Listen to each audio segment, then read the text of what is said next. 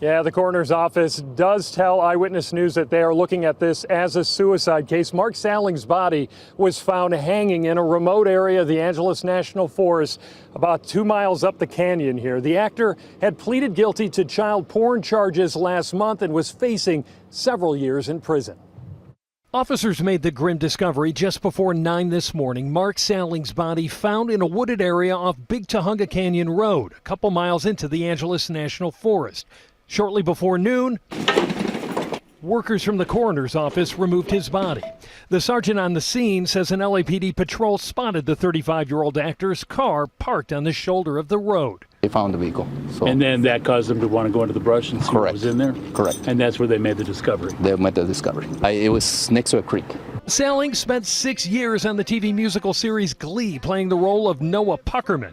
But he was convicted last month of possession of child pornography and was most likely facing 4 to 7 years in prison.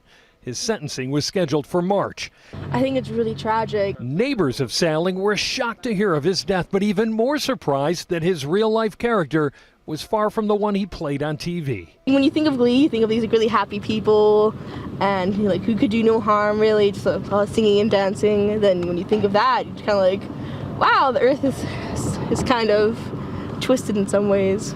Today, his attorney confirmed Salling's death in a written statement, reading in part, quote, Mark was a gentle and loving person, a person of great creativity, who was doing his best to atone for some serious mistakes and errors of judgment.